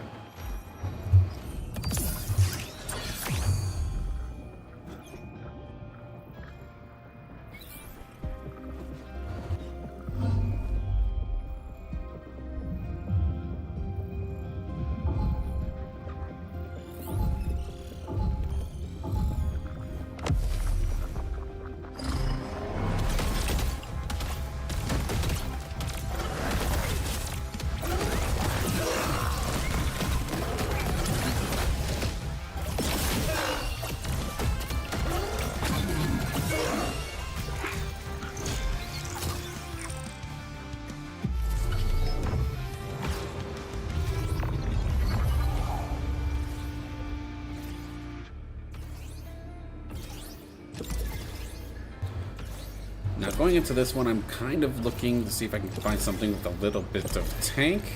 If I can squeak in there and steal this guy, that would be wonderful. There we go. That's what I was looking for.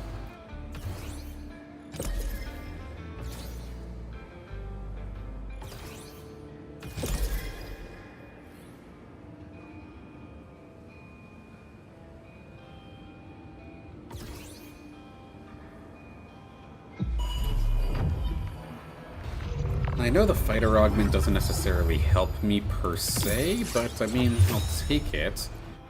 And now, if we were to go true with the composition we just saw, is it there? Sure enough, it is there.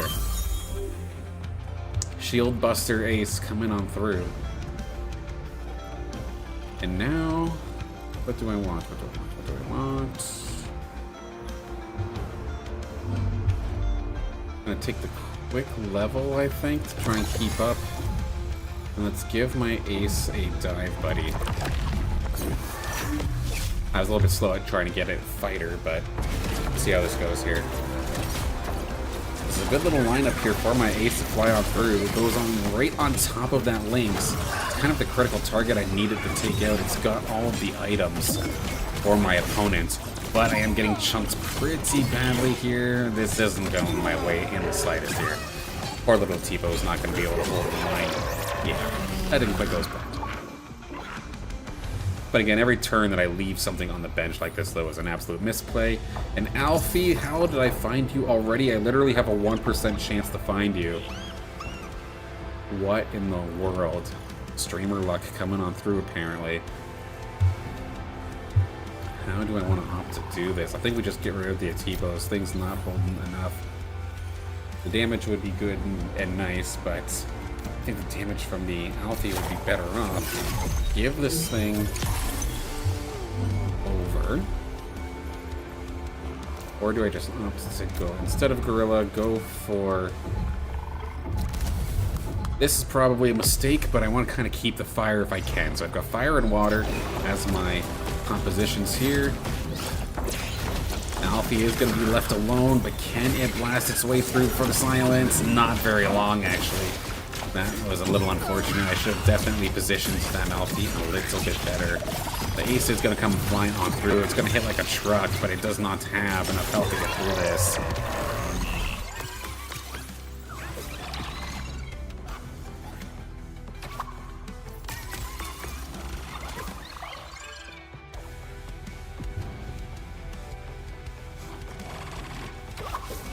Where do I stand on the board? I am at the bottom for now, eh? Alright.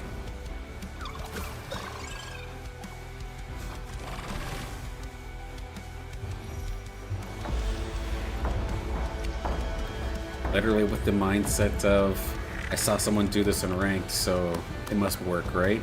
But, no, the difference. I feel like keeping this Tipo is a mistake. Especially when I have some better front line going up against fighters. I definitely want this blind. They have no rogues. I feel like this is probably a safe bet. Fly my ace over on the other side here so I get good carpet bomb angle. My Alfie's hydro pump is going to make things a little bit difficult. Oh, unfortunately, I did not account for the ranger. Let's hope that this is going to be enough to at least clean up some of the board here, which it looks like it is, but not enough to actually get me this win once again. One more stun coming from the Grogo. Does some decent damage, all things considered, but good at something, never do it. Not this time. And again, I keep forgetting about this damn fighter class. Am I making a mistake right now by, I could have had Inferno this entire time, couldn't have I? Oh no, I am literally Inferno, so I need to actually get that ace up there. That's what it is. Stun duration, Omega. Do the Omega. Is anybody else running for ace right now? No, so in theory, I think once I get... I mean, how patient do I want to be with this? I'm still at 71 health. First off, let's get this fighter onto something. Let's just give it to the Alfie, just so we have something.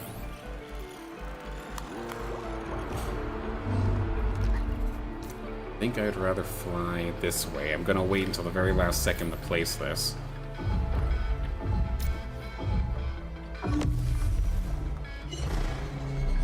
So based off of what I'm seeing from the other players, it doesn't look like that I'm actually pressured at collecting aces. So I'm gonna wait till 70, so I'm getting the maximum amount of interest per round. I'm getting a ton of loose streak buffs as well. I end up losing this one as well, but it's okay. At least I'm taking a few with me, so I'm just being chipped down compared to being chunked. Fire and Fury Heart might be a cool idea as well. I'm gonna try it. And I'm gonna change how I'm doing this. So yes, we're giving it bang, bang. Alongside that, so you're not a water anymore, but that is okay. Give you Inferno back. Give you damage by being a fire. Give you mana regen. Pick you up a partner. There we go. I also have the potential for wildfire here if I find another heady, one of these guys. If I find another one of those and then I pair it with my ranger, I could have wildfire procs, which would be pretty insane.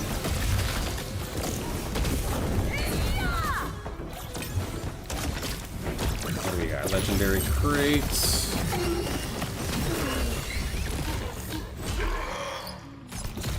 I feel like I need tank line, but at the same time I'm torn. I think this is probably the way to go. Okay. Level up a little bit so my chance of getting a tier 3 is at least a little bit higher. I'm gonna give you that. So that's a start for invulnerability. So I kind of want this guy now at the front. They do have rogues, which is going to make this a little bit painful. Let's look for that ace. There's one. Okay, I'm running out of space already. I'm dropping the ball. I want the flare at the same time. I don't want you getting dove on. Getting ready to move this in case they go again. Yeah, screw off. I know exactly what you're doing. Not this time. I kind of put myself a little behind here. There's many things that I wanted to do and buy, but could not get done. And that was just murder anyway. I think I'm on top of things, and I got absolutely collapsed. That one wasn't even close.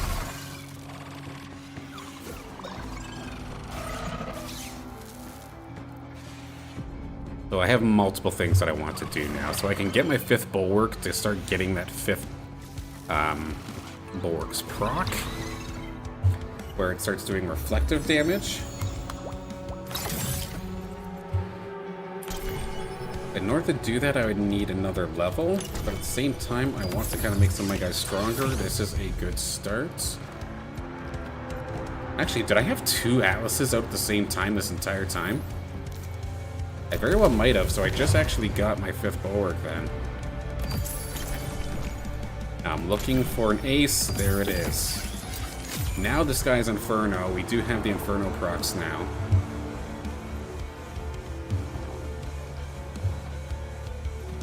Should be the power spike that we need to get the job done. Based off of his positioning, I want to make sure my Alfie can fire through as many targets as possible. This should be the way to do it. So I'm going to keep the Fern just in case Wildfire is the turn. Now, Carpet Bomb plus Water Blast. Here we go. There we go. Now we're shredding. We got that AoE magic damage coming up from the Inferno as well. Now it's all starting to come together now, isn't it?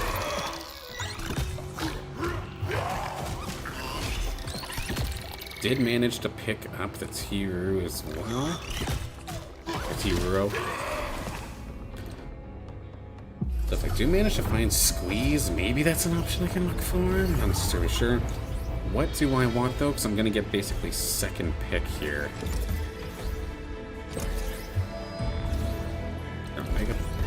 power. Yes, I will yoink that. I think Chud was going for it too. Sorry, buddy.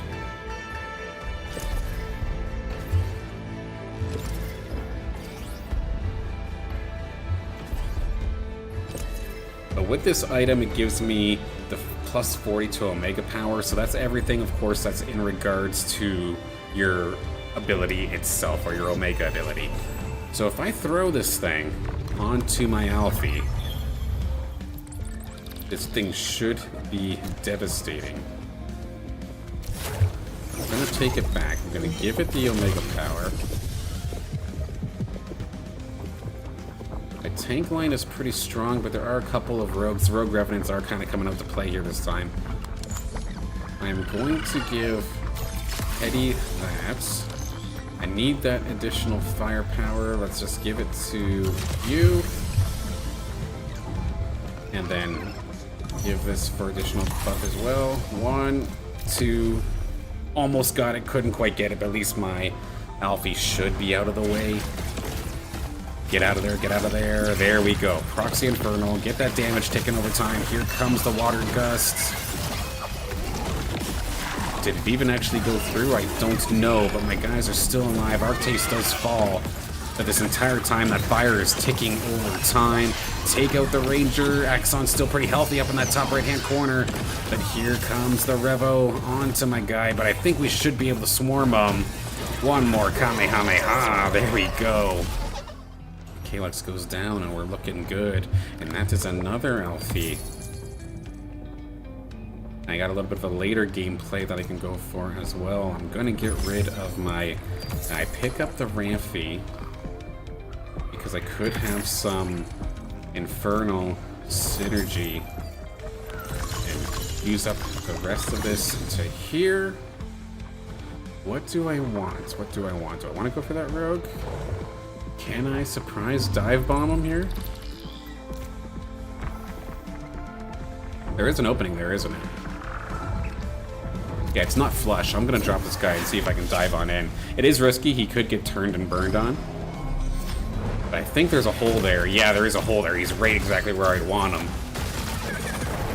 And alongside the Inferno, can he pop his ability in time? He's extremely low. It's not gonna go.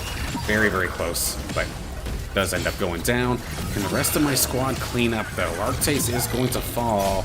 Inferno procs are still going, but I think there's just too much on the other side here this time. Yeah, gotta take one more down while we can, but we are gonna end up falling here. One more ace to fill the place. I'm still gonna hang on to this gorilla for a little bit longer, even though it is taking up a spot on my bench. And I'm just going to keep this guy here as a surprise for now. I'll keep the Fern in there as well. It does get me nature, so okay, I'll take a little bit of healing over time, which is nice, but not going to be doing too much impact. Gather my items.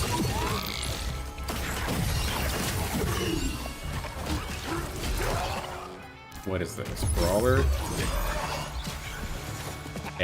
Okay. Health and Thorns. Healing received. There's an ace again, which is kind of nice. There is one I'll like as well. Give you that. More damage to Alfie. Oh, I'm not sure.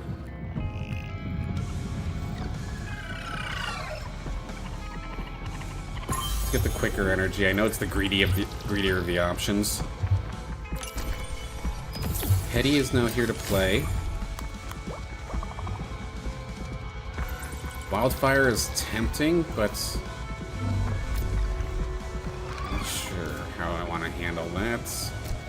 Gonna back up my tank. This way, if they get a clean shot, it's either on Arctase or it's either on Fern. And if Fern dies off the start, I'm not necessarily too sad. Arctase should be able to get out of dodge. Hydro Pump gonna come on through. Take care of at least 2 or 3 if I'm lucky. And yeah, we kind of cleaned house now, didn't we? There we go. And I still have plenty in the tank when it comes to credits right now. Oh, Scion, I mean, that's tempting. What else do we have here, though? Tier 4, that's just going to my tanks. I don't care. Earth, I have nothing for Earth's energy. I do not care necessarily. Second Wind is tempting as well. I kind of just want to get greedy here. If I can then now take this brand new... if I turn you into Scion? I now have an absolutely disgusting Archie. Can I get it another level? Not necessarily this time. There is a rogue. Where did it go? I was looking for the snake. I mean, it's probably a good thing that I didn't end up actually moving it. Okay, Arctic's gonna move. Alfie, where are you going? Directly onto that bear. Chunk that thing. Let's go. Almost there. Arctis, are you okay in the left-hand side? One more time. Carpet bomb. Let's go. Get out of there. Good damage, but I mean, there's good damage, but not enough to really get the job done, unfortunately. Shoot.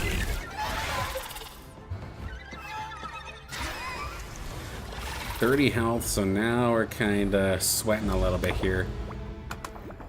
This, no, I kind of want the Scarabog. I'm going to pick it up, even though I'm not necessarily going to use it. Leveling up, because I'm starting to get nervous at my current health pool. 30 is where I start to get a little anxious. And I think I'm going to end up rolling a bit here. Okay, Alfie leveling up is kind of sick, not gonna lie. He's got one too, actually. They got the flare power up. Rampy with another level. This might be the move. Oh, I'm not gonna be able to do it properly. Shoot. Optimally, I would have had a Rampy dive into that section. Wait! I leveled up and I did put something on the board, so it moved it there for me. Oh my goodness, the game is saving me. Oh my goodness, the game just probably won me this round.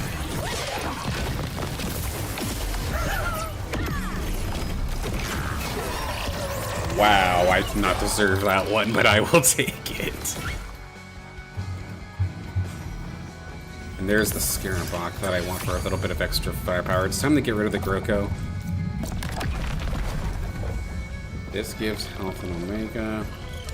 I need something with an Omega that comes out often for this. In fact, I might just throw it on to Sun. Rampy, you can come back. Scarabok, you are here now.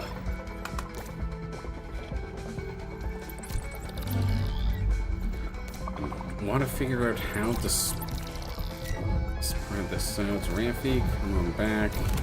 You get out of dodge. That might have been dumb, but let's see what happens. Leaving that health on the table pisses me off, though. Again, just misplaying a little bit. There we go. Big ol' Hydro Pump. It's a lot of damage, but a lot of my guys have fallen at the same time. I mean, we might have just gotten away with it. Just don't run into that, please. Okay. Oh, a few of them did.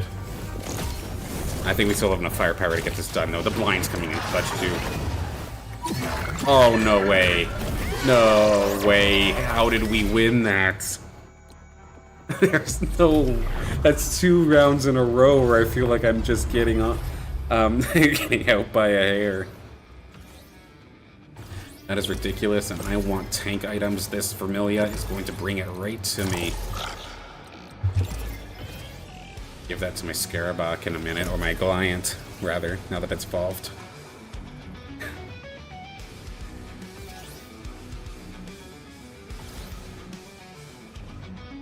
That absolutely silly, but we're making it work.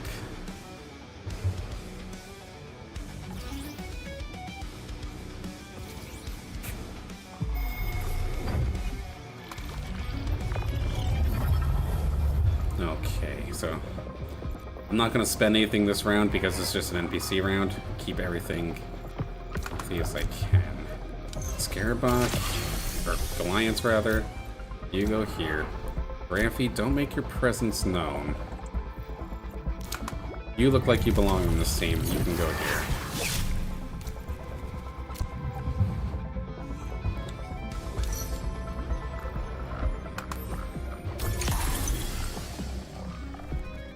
Like, if I don't have to show my hand completely, I'm not going to. And a round like this definitely makes sense. Take a quick peek at where I'm standing. So, cheers. At a worst case scenario, I am not last, but I'm not looking for something under 4.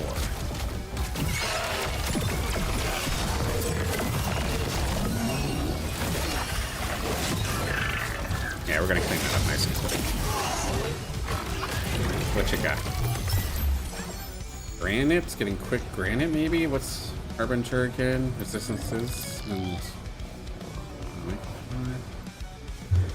the granite might be an interesting thorn in the side of some of these rogues, so... as we do see, rogues are coming on through. What do I want to do here? I do want to level up a little bit, so I'm going to spend to the point that I start getting... this guy can leave. I think he's going to jump back in because I completely butchered my start. I should have just went in. My Goliaths would have granite right now. We might still get away with it, but I don't know. I'm getting kind of wrecked in the back line.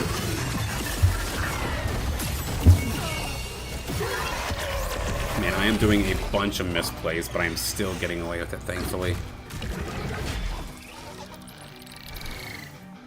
Thankfully, my tanks are holding the line.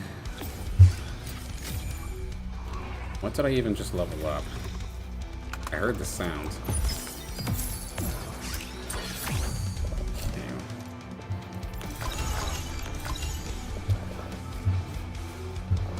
I mean, because nobody's going to be jumping in, let me get you point blank with everybody. Cover the back line. Second in command. Jump in. Give you granite. And ability damage. So my rogue's going to dive on in, probably gather all of their attention, but he will be invulnerable. That's got to be annoying as hell, because there's some strong damage dealers back there that would love to take a chunk out of this thing. But there we go! Exactly what we're looking for.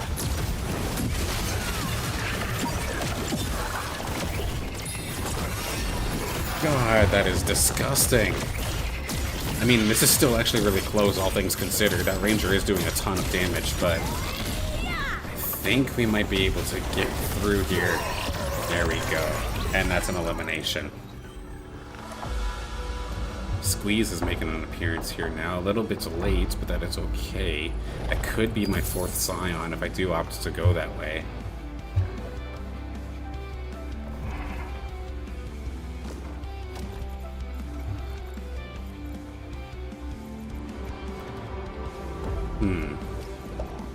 Main concern right now is how do I keep my Alfie safe? I do not think there is really a fantastic option.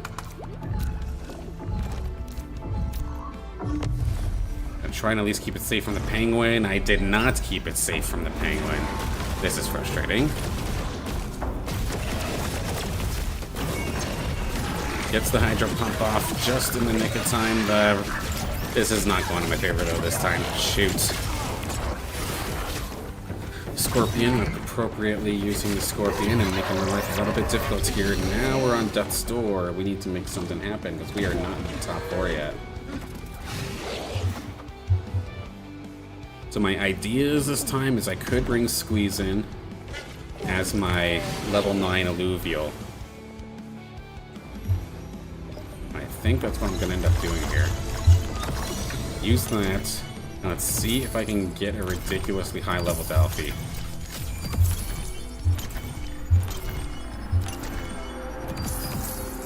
That's not what I wanted. Do we get it?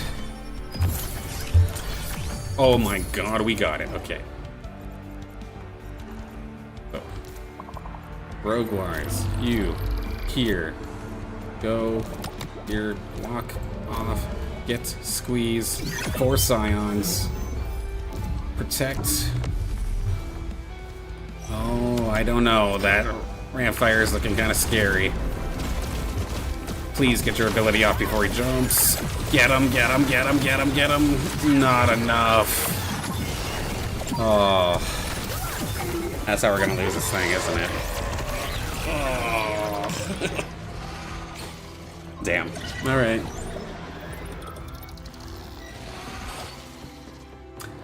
I mean, that was fun. That's not a composition I normally play. But I won't lie, after just literally seeing the Monarch go crazy in the last game, did kind of inspire me a little bit. And oh, hey! Somehow we did actually make 4th. Oh, the guy that I was up against actually lost a little bit harder. So there was definitely many plays that I could have done a little bit differently in that.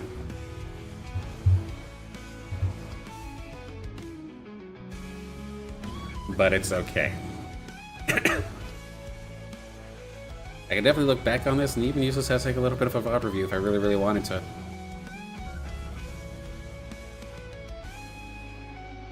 But I could feel the gears turning a little bit. It's clicking.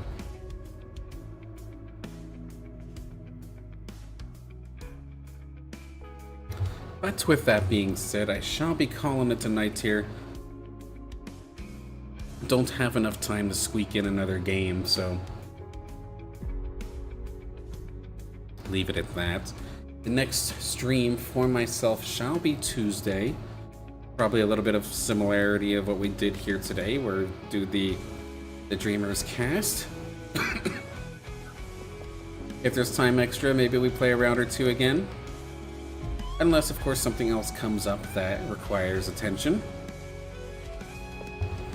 Or that would be cool to talk about or do. Then Friday, we'll see what happens for Friday. Then that Saturday, we'll also see what happens. Because, of course, I am keeping an eye on the IPL, the Illuvium Pro League. I do want to cast it. I do want to cover it. But I need to figure out when the actual tournament starts. Because right now, there is no posted times. And that weekend, I have a wedding. So I want to really make sure that I can attend. At least attend the reception of said wedding. But it all, of course, depends on the time of the tournament. If it happens to collide with everything happening at the wedding that weekend, I'm going to be out of luck, and we'll just join back in the week after. There's plenty of tournaments. Again, I thought that there was only going to be 3 tournaments all in August. But no, this thing goes on until like the middle of December. So there will be plenty of time for plenty of coverage of the IPL. And, I'll be on top of it. And at the very least, of course, this is still fun. I'm very thankful to be able to hop onto stream, have the opportunity to play some games, cast some games, and get back involved with the community. So again, big thank you to everybody for supporting me, especially the Illuvium community, of course.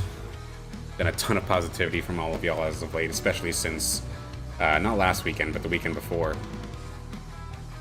And it's all been a blast. I've made plenty of connections already, and it's only been a week, so.